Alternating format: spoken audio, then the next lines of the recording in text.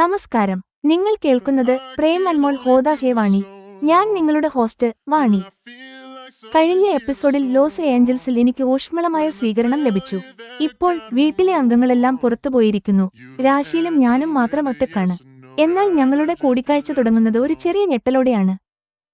നിങ്ങൾ കേൾക്കാൻ പോകുന്നത് എന്റെ വലിയ പരിഭ്രാന്തി. തന്റെ പ്രസവം 3 ദിവസത്തിനു ശേഷം സി സെക്ഷൻ വഴി നടക്കുമെന്ന് രാശിയിൽ പറഞ്ഞു.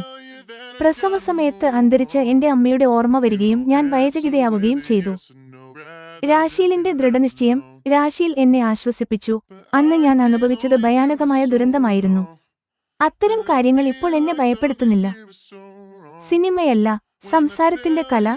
ഞാൻ സിനിമ കാണാൻ വിസമ്മതിക്കുമ്പോൾ രാശിയിൽ കുസൃതിയോടെ ചിരിക്കുന്നു. ഇതൊരു സിനിമയല്ല.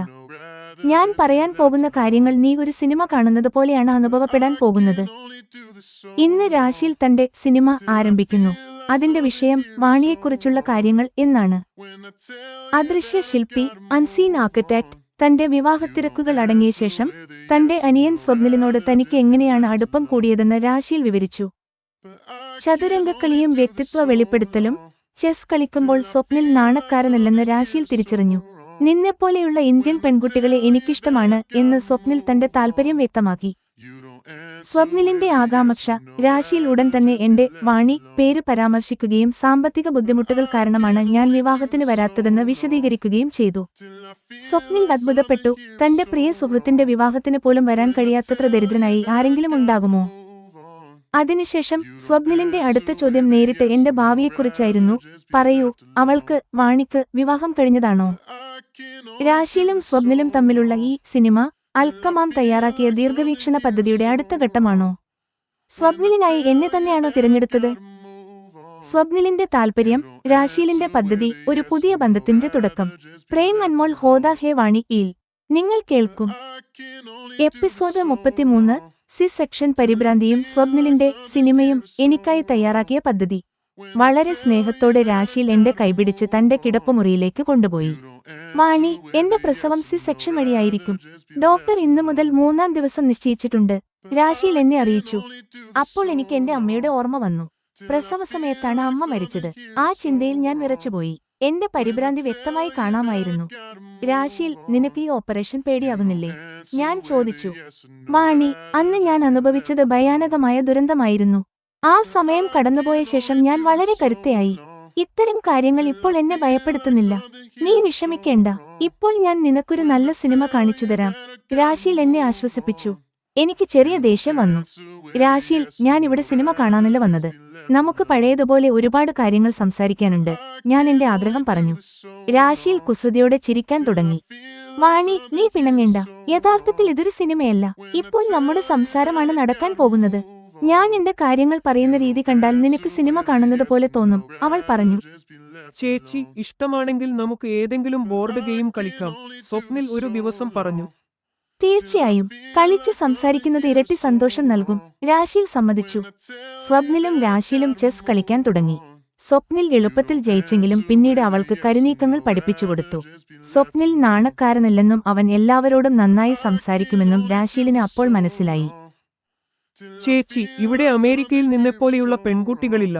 സത്യം പറഞ്ഞാൽ നീ വളരെ നല്ല കുട്ടിയാണ്. നിന്നെപ്പോലെയുള്ള ഇന്ത്യൻ പെൺകുട്ടികളെ എനിക്കിഷ്ടമാണ്, സ്വപ്നിൽ പറഞ്ഞു. അത് കേട്ടപ്പോൾ രാശിയിലിന് വാണിയെ ഓർമ്മ വന്നു. സ്വപ്നിൽ, സത്യം പറഞ്ഞാൽ എന്നേക്കാൾ നല്ല പെൺകുട്ടികൾ ഒരുപാടുണ്ട്. എന്റെ പ്രിയ സുഹൃത്ത് വാണി അവരിലൊരാളാണ്. രാശിയിൽ വിഷയം മാറ്റി. ചേച്ചി, ഈ വാണി നിന്റെ ബെസ്റ്റ് ഫ്രണ്ട് ആണെങ്കിൽ എന്തുകൊണ്ടാണ് അവൾ കല്യാണത്തിന് വരാതിരുന്നത്? അവൾക്ക് വിവാഹം കഴിഞ്ഞതാണോ? സ്വപ്നിൽ വാണിയെക്കുറിച്ച് ചോദിക്കാൻ തുടങ്ങി. ജെമിനി വിശകലനം. എപ്പിസോഡ് 33 മാനുഷിക വികാരങ്ങളുടെ ആഴം കാണിക്കുന്നു. വാണിയുടെ ഭയം, രാശിയിലിന്റെ കരുത്ത്, സ്വപ്നിലിന്റെ ആത്മബന്ധം എന്നിവ ഇവിടെ കാണാം. രാശിയിൽ ഒരു മാച്ച് മേക്കറെപ്പോലെ വാണിയെക്കുറിച്ച് സ്വപ്നിലിനോട് പറയുന്നത് ഈ കഥയിൽ ഒരു പുതിയ വഴിത്തിരിവിനെ സൂചിപ്പിക്കുന്നു. എപ്പിസോഡ് 33 അവസാനിച്ചു. കഥ തുടരുന്നു.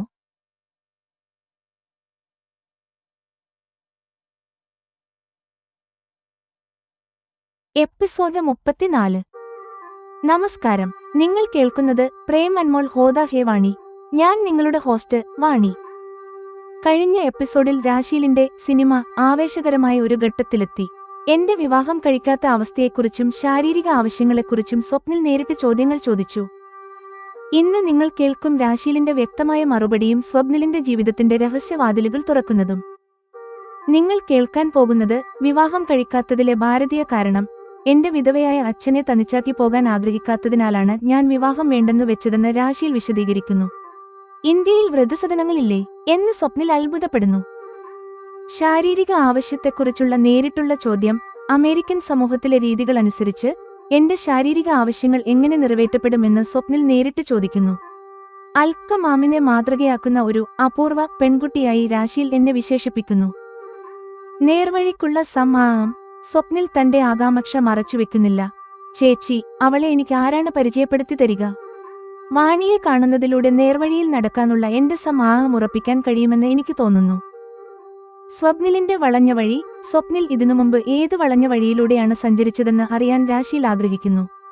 സ്വപ്നിൽ ഒരു നിബന്ധന വെക്കുന്നു. എന്റെ സത്യം അറിഞ്ഞ ശേഷവും നിങ്ങൾ എന്നെ തീർച്ചയായും വാണിക്ക് പരിചയപ്പെടുത്തി കൊടുക്കണം. തുടർന്ന് സ്വപ്നിൽ തന്റെ കഥ പറയാൻ തുടങ്ങുന്നു. കുറ്റബോധമില്ലാത്ത ആനന്ദം. 16-ാം വയസ്സിൽ സ്വപ്നിൽ പാർട്ടികളിൽ മദ്യം, നൃത്തം, ഡിന്നർ തുടങ്ങിയെല്ലാം ചെയ്യുമായിരുന്നു. എന്നാൽ തന്റെ ജ്യേഷ്ഠൻ പരാഗ് അനുഭവിച്ച കഷ്ടപ്പാടുകളിൽ നിന്ന് പാഠം ഉൾക്കൊണ്ട മയക്കുമരുന്നുകളിൽ നിന്ന് അവൻ അകന്നുനിന്നു. മയക്കുമരുന്നും മോഹവും. ഒരു പാർട്ടിയിൽ അവന്റെ സുഹൃത്ത് കാദറിൻ അവന് ഫെനറ്റൈൽ നൽകാൻ ശ്രമിക്കുന്നു. എന്നാൽ സ്വപ്നിൽ അത് നിരസിക്കുന്നു. പക്ഷേ അന്ന് രാത്രി കാദറിന്റെ മത്തുപിടിപ്പിക്കുന്ന സ്പർശനത്തിലൂടെ അവന്റെ യുവാവായ ശരീരത്തിൽ ഒരു പുതിയ തരം വിശപ്പ് ഉണരുന്നു. വർദ്ധിച്ചുവരുന്ന ശ്രമങ്ങൾ. സാവധാനം സ്വപ്നിൽ തന്നെ പെൺകുട്ടികളെ തന്റെ അടുത്തേക്ക് വലിച്ചെടുപ്പിക്കാൻ തുടങ്ങുന്നു. ഒടുവിൽ ഒരു രാത്രി അവന്റെ സുഹൃത്ത് ഷാലോം തന്നെ അവനോട് മുറിയിലേക്ക് വരാൻ ആവശ്യപ്പെടുന്നു. സ്വപ്നിലിന്റെ ഭൂതകാലം എനിക്ക് അനുയോജ്യമാണോ? അവന്റെ കഥ കേട്ട ശേഷവും രാശീൽ എന്നെ അവന് പരിചയപ്പെടുത്തുമോ? ഭൂതകാലത്തിലെ വിശപ്പ്. നേർവഴിക്കായുള്ള തിരച്ചിൽ. ഒരു പുതിയ പ്രണയകഥയുടെ തുടക്കം. പ്രേം അൻമോൾ ഹോദാ ഹേ വാണി ഈൽ. നിങ്ങൾ കേൾക്കും. എപ്പിസോഡ് 34. നേർവഴിയുടെ തിരച്ചിലും സ്വപ്നിലിന്റെ വളഞ്ഞ ഭൂതകാലവും. സ്വപ്നിലിന്റെ മനസ്സിൽ എന്താണ് നടക്കുന്നതെന്ന് രാശീലിന് മനസ്സിലാകുന്നുണ്ട്. താൻ പ്രതീക്ഷിച്ച ആ സാധ്യത തന്നെയാണ് ഇവിടെ തെളിയുന്നതെന്ന് രാശീലിന് തോന്നുന്നു. വാണിയും താനും വീണ്ടും ഒന്നിച്ചുണ്ടാകുമെന്ന പ്രതീക്ഷയിൽ രാശീലിന്റെ മുഖം വിടർന്നു. സ്വപ്നിൽ, അവളുടെ വിവാഹം കഴിഞ്ഞിട്ടില്ല. ചിലപ്പോൾ അവൾ ഇനി ഒരിക്കലും വിവാഹം കഴിക്കില്ലായിരിക്കാം എന്ന് രാശീൽ പറഞ്ഞു. അത് കേട്ടതോടെ വാണിയെക്കുറിച്ചുള്ള സ്വപ്നിലിന്റെ ആകാംക്ഷ വർദ്ധിച്ചു. ഒരു പെൺകുട്ടിയോ ആൺകുട്ടിയോ വിവാഹമേ കഴിക്കാതെ ഇരിക്കുക എന്നത് ഇന്ത്യയിലും നടക്കാറുണ്ടോ? സ്വപ്നിൽ ചോദിച്ചു. അതെ, അവിടെ വിവാഹം കഴിക്കാത്ത ഒട്ടേറെ ആൺകുട്ടികളുണ്ട്. എന്നാൽ പെൺകുട്ടികളുടെ കാര്യത്തിൽ വാണി വ്യത്യസ്തയാണ്. തന്റെ വിധവയായ അച്ഛന്റെ ഏക മകളായ അവൾക്ക് അച്ഛനെ തനിച്ചാക്കാൻ വയ്യ. അതുകൊണ്ടാണ് വിവാഹം വേണ്ടെന്ന് വെക്കാൻ അവൾ തീരുമാനിച്ചത്. രാശീൽ വിശദീകരിച്ചു. ഇന്ത്യയിൽ വൃദ്ധസദനങ്ങൾ ഒന്നുമില്ലേ? ഒരു പരിഹാരമെന്ന നിലയിൽ അവൻ ചോദിച്ചു.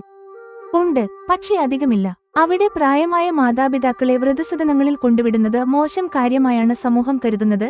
രാശീൽ ഭാരതീയ കുടുംബ സംസ്കാരത്തെക്കുറിച്ച് പറഞ്ഞുകൊടുത്തു. ചേച്ചി, നിങ്ങൾ ഈ പറയുന്നത് എനിക്ക് മറ്റേതോ ഗ്രഹത്തിലെ കാര്യം പോലെയാണ് തോന്നുന്നത്. ഞാൻ കുറച്ചുകൂടി വ്യക്തമായി ചിലത് ചോദിച്ചാൽ നിങ്ങൾക്ക് വിഷമമാകുമോ? സ്വപ്നിൽ ചോദിച്ചു. എനിക്കറിയണം. വാണി വിവാഹം കഴിച്ചിട്ടില്ലെങ്കിൽ അവളുടെ ശാരീരിക ആവശ്യങ്ങൾ അവൾ എങ്ങനെ നിറവേറ്റും? സ്വപ്നിലിന്റെ ചിന്തകൾ പൂർണ്ണമായും വാണിയിലായിരുന്നു. ഈ ചോദ്യത്തിൽ വിഷമിക്കാൻ ഒന്നുമില്ല.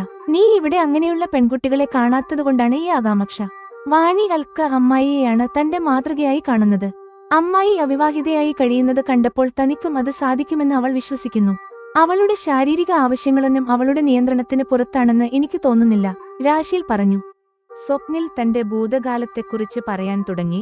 16-ാം വയസ്സിൽ അമേരിക്കയിലെ അതിസമ്പന്നരുടെ സ്കൂളിൽ പഠിക്കുമ്പോൾ അവൻ പാർട്ടികളിൽ പോകാൻ തുടങ്ങി. അവിടെ മദ്യം, നൃത്തമെല്ലാം ഉണ്ടായിരുന്നു. ജ്യേഷ്ഠൻ പരാഗിന്റെ തെറ്റുകളിൽ നിന്ന് പഠിച്ചതിനാൽ അവൻ മയക്കുമരുന്നിനെ തൊട്ടില്ല.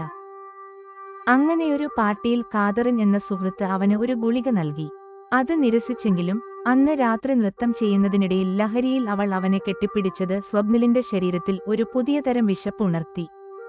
സാവധാനം എല്ലാ പാർട്ടികളിലും അവൻ പെൺകുട്ടികളുമായി അടുക്കാൻ തുടങ്ങി. ഒടുവിൽ ഷാലോം എന്ന പെൺകുട്ടി അവനെ തന്റെ മുറിയിലേക്ക് വിളിച്ചു. ജെമിനി വിശകലനം. എപ്പിസോഡ് 34 ആധുനികതയും ഭാരതീയ പാരമ്പര്യങ്ങളും തമ്മിലുള്ള വൈരുദ്ധ്യം വ്യക്തമാക്കുന്നു. സ്വപ്നിലിന്റെ വളഞ്ഞ വഴി അവന്റെ ആന്തരിക പോരാട്ടത്തെ കാണിക്കുന്നു. വാണിയെ തന്റെ ധാർമ്മിക മാതൃകയായി അവൻ കാണാൻ തുടങ്ങുന്നു. കഥ ഒരു നിർണായക ഘട്ടത്തിലാണ്. എപ്പിസോഡ് 34 അവസാനിച്ചു. കഥ തുടരുന്നു.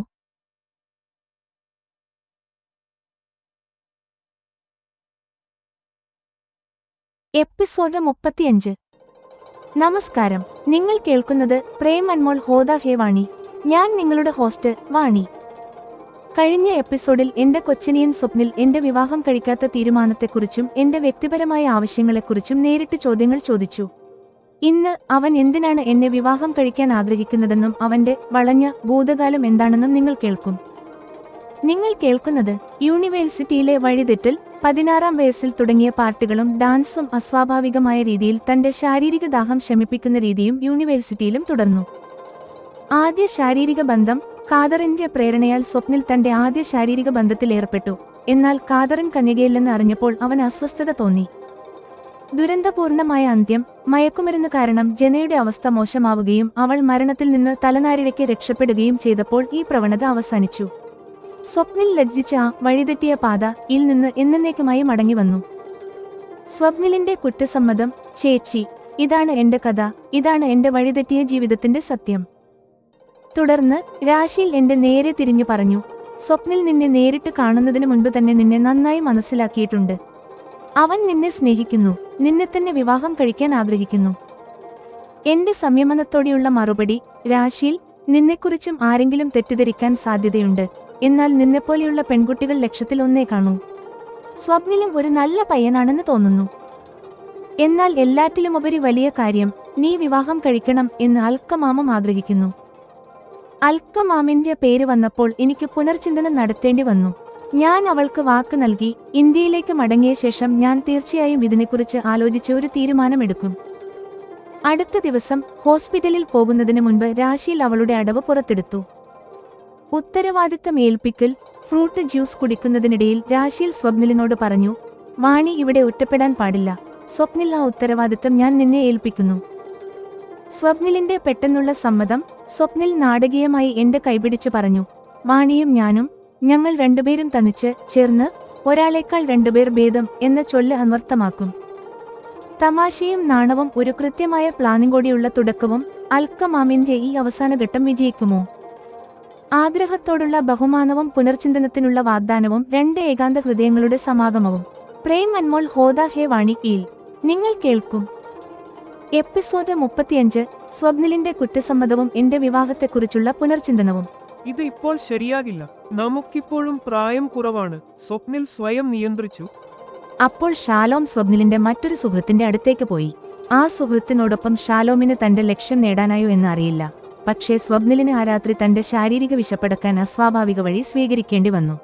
ഏകദേശം 2 വർഷത്തോളം സ്വപ്നിലിന്റെ പാർട്ടികളും ഡാൻസും ഈ രീതിയും തുടർന്നു.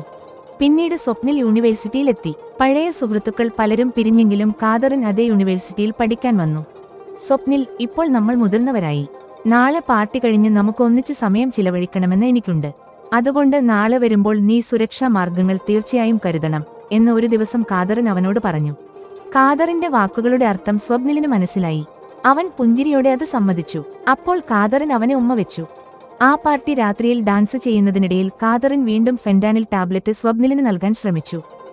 സ്വപ്നിൽ നിരസിച്ചപ്പോൾ കാദറിൻ അത് ഒറ്റയ്ക്ക് കഴിച്ചു. കാദറിൻ താൻ കന്യകയില്ലെന്ന് സമ്മതിച്ചു. അത് കേട്ടപ്പോൾ സ്വപ്നിലിനെ ഇഷ്ടപ്പെട്ടില്ലെങ്കിലും അവളുടെ സത്യസന്ധയെ അവൻ അഭിനന്ദിച്ചു. കാദറിൻ, നീ പറയുന്നത് ശരിയാണ്, ഞാൻ ഇതിനു മുൻപ് ആരോടും ഇങ്ങനെ ചെയ്തിട്ടില്ല. സ്വപ്നിൽ തന്റെ സത്യം തുറന്നു പറഞ്ഞു. കുറച്ച് പാർട്ടികൾക്ക് ശേഷം സ്വപ്നിൽ ഈ കാര്യങ്ങളിൽ വിദഗ്ധനായി മാറി. കാദറിന് ശേഷം സ്വപ്നിലിന്റെ ജീവിതത്തിലേക്ക് വേറെയും പെൺകുട്ടികൾ വന്നു. അതിലൊരാളാണ് ജന. മയക്കുമരുന്നിന്റെ പ്രതിപ്രവർത്തനത്താൽ ജന സ്വപ്നിലിനൊപ്പം ബെഡിൽ വെച്ച് കുഴഞ്ഞു വീണപ്പോഴാണ് ഈ രീതിക്ക് വിരാമമായത്. സ്വപ്നിലാണ് അവളെ ഗുരുതരാവസ്ഥയിൽ ഹോസ്പിറ്റലിൽ എത്തിച്ചത്. ആ രാത്രി അവൾ കഷ്ടിച്ചാണ് രക്ഷപ്പെട്ടത്. മയക്കുമരുന്ന് ലഹരിയിൽ നിന്ന് മുക്തി നേടാൻ അവളുടെ മാതാപിതാക്കൾക്ക് അവളെ റീഹാബിലിറ്റേഷൻ സെന്ററിൽ ആക്കേണ്ടി വന്നു. ഇതിൽ സ്വപ്നിലിന്റെ ഭാഗത്ത് തെറ്റില്ലായിരുന്നെങ്കിലും അവൻ തന്റെ വീട്ടിൽ അപമാനിതനായതുപോലെ തോന്നി. ഇനി ഒരിക്കലും ഇത്തരത്തിലുള്ള പെൺകുട്ടികളുമായി സഹവാസം പാടില്ലെന്ന് അവൻ തീരുമാനിച്ചു. ചേച്ചി, ഇതാണ് എന്റെ കഥ, എന്റെ വഴിതെറ്റിയ ജീവിതത്തിന്റെ സത്യം, സ്വപ്നിൽ രാശിയിലിനോട് വിശദമായി പറഞ്ഞു. പിറ്റേന്ന് രാവിലത്തെ ഭക്ഷണ സമയത്ത് രാശിയിൽ പറഞ്ഞു, ഞാൻ ഹോസ്പിറ്റലിൽ ആകുന്നതുകൊണ്ട് അടുത്ത കുറച്ചു ദിവസം പരാകുന്നോ എനിക്കോ എന്റെ പ്രിയ സുഹൃത്തിനെ ശ്രദ്ധിക്കാൻ കഴിയില്ല. വാണി ഇവിടെ ഒറ്റയ്ക്ക് ബോറടിക്കാതിരിക്കാൻ സ്വപ്നിൽ, ഈ ഉത്തരവാദിത്തം ഞാൻ നിന്നെ ഏൽപ്പിക്കുന്നു. ചേച്ചി, ഇതിനെക്കുറിച്ച് നിങ്ങൾ വിഷമിക്കേണ്ട. വാണിയും ഞാനും, ഞങ്ങൾ രണ്ടുപേരും തനിച്ച് ചേർന്ന് ഒരാളേക്കാൾ രണ്ടുപേർ ഭേദം എന്ന ചൊല്ല് തെളിയിക്കും എന്ന് സ്വപ്നിൽ ചിരിച്ചുകൊണ്ട് പറഞ്ഞു. അവൻ പെട്ടെന്ന് എഴുന്നേറ്റ് എന്റെ നേരെ കൈനീട്ടി. എല്ലാവരുടെയും മുൻപിൽ എനിക്ക് നാണം തോന്നിയെങ്കിലും ഞാൻ ഇരുന്നുകൊണ്ട് തന്നെ അവന് കൈകൊടുത്തു. എല്ലാവരും ചിരിച്ചുകൊണ്ട് ആ രംഗം ആസ്വദിച്ചു. ജെമിനി വിശകലനം എപ്പിസോഡ് 35 ഒരു നന്നാവാൻ ആഗ്രഹിക്കുന്ന യുവാവും വിവാഹം വേണ്ടെന്ന് വെച്ച ഒരു യുവതിയും തമ്മിലുള്ള മികച്ച സംഭാഷണത്തെ വരച്ചുകാട്ടുന്നു. സ്വപ്നിലിന്റെ ഭൂതകാലത്തെ വാണി വെറുക്കാതെ കേൾക്കുന്നത് അവളുടെ പക്വത കാണിക്കുന്നു. പ്രഭാത ഭക്ഷണമേശയിലെ ഈ രംഗം അവർക്കിടയിൽ ഒരു പുതിയ ബന്ധത്തിന് തുടക്കമിടുന്നു. എപ്പിസോഡ് 35 സമാപ്തം. കഥ തുടരും.